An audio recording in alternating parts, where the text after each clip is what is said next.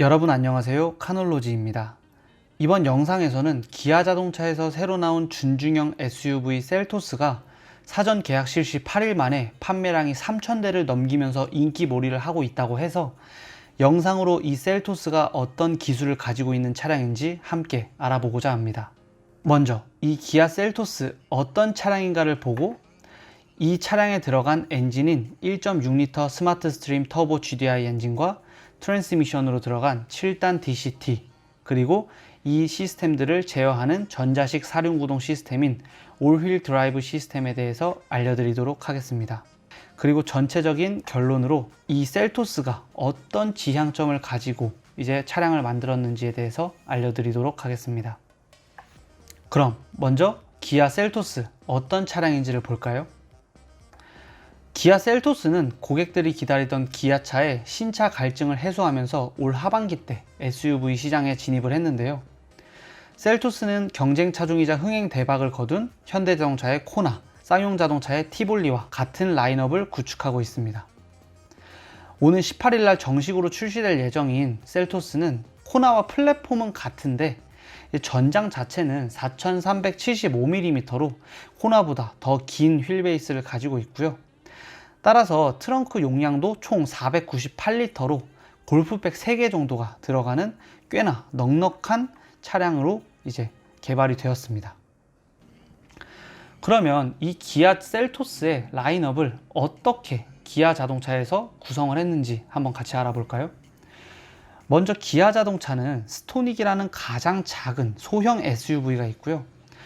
그리고 볼륨 차종으로 팔고 있는 스포티지, 소렌토, 그리고 대형 SUV인 모하비까지 이렇게 라인업이 구축되어 있었습니다.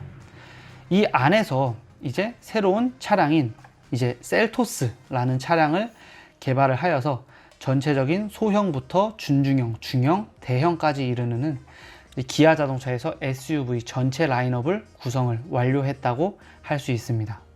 그러면 본론으로 넘어가서 이 신형 셀토스에 들어간 기술들에 대해서 함께 알아보도록 하겠습니다.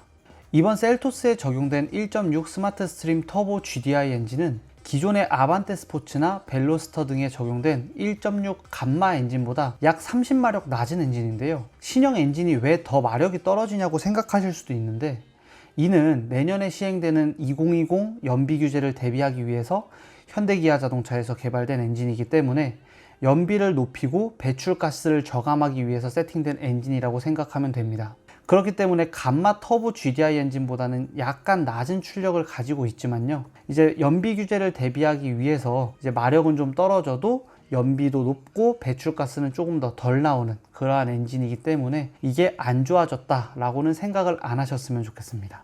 그리고 이 엔진과 함께 트랜스미션은 7단 듀얼 클러치 트랜스미션을 적용을 했는데요. 7단 트랜스미션은 이름과 같이 1단, 3단, 5단, 7단은 하나의 클러치에, 그리고 2, 4, 6단을 다른 하나의 클러치에 맞물려서 돌아가게 함으로써 오토 트랜스미션에 비해 훨씬 더 빠른 변속을 할 수 있는 그러한 트랜스미션입니다.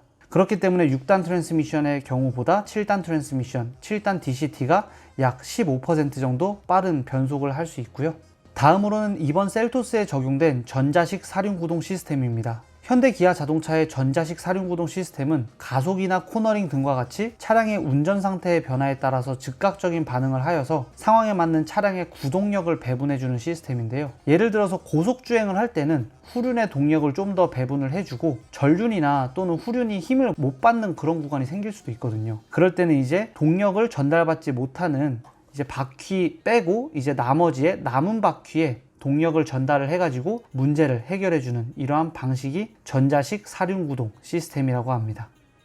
지금 여기처럼 이렇게 험로 주행을 할 때는 대부분 4WD 방식과 똑같이 전륜, 후륜의 5대5 비율의 동력 분배 방식을 사용을 하고요. 예를 들어서 뭐 빗물, 또 얼음길을 갈 수도 있거든요. 그러한 이제 빗물 길이를 지날 때는 이제 전륜이 먼저 빗물에 닿거나 후륜이 그 다음 빗물에 닿게 되는데, 전륜에서 힘을 못 받게 되면 후륜의 동력을 이제 전달을 해주고, 또 후륜에 이제 동력을 전달을 못하게 해주면 순간적으로 또 전륜에 힘을 밀어주는 그러한 방식이 이제 올휠 드라이빙의 이제 장점이 될 수 있는 방법입니다. 그리고 셀토스는 내비게이션 기반 스마트 크루즈 컨트롤이 장착된다고 합니다. 기존의 크루즈 컨트롤은 코너링에서 약간 운전자가 이질감을 느낄 수도 있었거든요. 하지만 이번 기술로서 코너의 진입에서는 약간의 감속을 해주고 코너의 통과 후에는 이제 다시 가속을 해줌으로써 운전자가 이질감을 느끼지 않게 만들어졌다고 합니다. 이제 이것과 더불어서 셀토스는 동급 차종 가운데서 최초로 전방 추돌 방지, 그리고 차로 유지 보조, 그리고 차로 이탈 방지 보조 등과 같이 이러한 안전 사양을 많이 탑재를 했다고는 하는데, 뭐 기본적인 이 정도 사양에서는 많이 장착이 되기 때문에 크게 메리트가 있는 부분은 아닌 것 같고요. 뭐 차량이 운전자의 상태를 판단해서 주의 경고를 내주는 이제 반자율 주행 성능, 이런 것들이 이제 뭐 점점 더 늘어나면서 아래 등급에도 적용이 되는 것은 뭐 좀 좋은 부분이라고 할 수 있겠네요. 또 원격 시동 스마트키와 고속 무선 충전 시스템을 동급 최초로 탑재했다고 하는데, 이 부분에서는 굳이 필요가 없는 부분은 옵션을 선택을 하지 않으셔도 되는 부분이 아닌가 싶고요. 이런 부분이 이제 자기한테 편하게 다가오기 때문에 편한 게 좋아 라는 분들은 옵션을 선택을 하셔가지고 차량에 장착을 하시면 될 것 같습니다. 그리고 이 차량에는 이제 사운드를 좋게 하기 위해서 보스 프리미엄 사운드가 들어간다고 하니까요. 또 사운드를 좋아하시는 분들은 보스를 탑재하는 것도 하나의 방법이 되겠네요. 그래서 전체적인 이러한 셀토스를 알아보았는데요. 그러면 우리가 결론으로 돌아가서 어떤 것이 있었는지 해시태그를 통해서 알아볼까요? 이번 기아 셀토스는 기아 자동차의 준중형 SUV로서 기아 자동차의 전체적인 SUV 라인업을 구축하는데 마지막 종점을 찍었다고 할 수 있습니다. 그리고 이 차량에 탑재된 엔진은 스마트 스트림 1.6 터보 GDI 엔진으로 기존의 감마 엔진보다는 약간 출력은 떨어지지만 훨씬 더 연비나 배출가스 규제를 만족시킬 수 있는 엔진이라고 볼 수 있고요. 이 엔진과 맞물려져 있는 7단 스피드의 DCT 경우 우리가 많이 흔히 볼 수 있었던 미션이긴 합니다. 그리고 올휠 드라이브를 해가지고 이제 뭐 험로 주파나 또는 이제 코너링을 돌 때 조금 더 안락한 주행 성능을 낼 수 있게 되었고요. 그리고 뭐 고속도로 주행 보조를 통해서 훨씬 더 편의사항이 점점 더 많아지면서 반자율 주행으로 가는 추세를 보여주고 있습니다. 그리고 저는 여기서 좀 기분이 좋았던 게 내비게이션 기반 스마트 크루즈 컨트롤을 통해서 약간 스마트 크루즈 컨트롤을 하면서 이질감이 느껴졌던 부분이 조금 더 개선되지 않을까라는 부분이 있는데, 이 부분은 실제로 어떤 기분이 드는지 한번 시승을 한다면 이제 그 부분에 대해서 느껴볼 수 있을 것 같고요. 뭐 그 밖에 편의 사양들이야 뭐 현대 기아 자동차가 워낙 잘하는 부분이기 때문에 더할 나위 없을 것 같고요. 전체적으로 가격은 1930만 원부터 2480만 원까지라고 합니다. 이 가격을 보면 어떻게 보면 그 아래급인 스토닉과 그 윗급의 스포티지까지 본다면 딱히 그 중간 부분에서 어떤 거를 선택을 해야겠다라고 생각이 들지 않아요. 왜냐하면 스토닉을 선택할 만도 하고 반대로 조금만 더 주면 스포티지를 선택을 할 수도 있거든요. 그렇기 때문에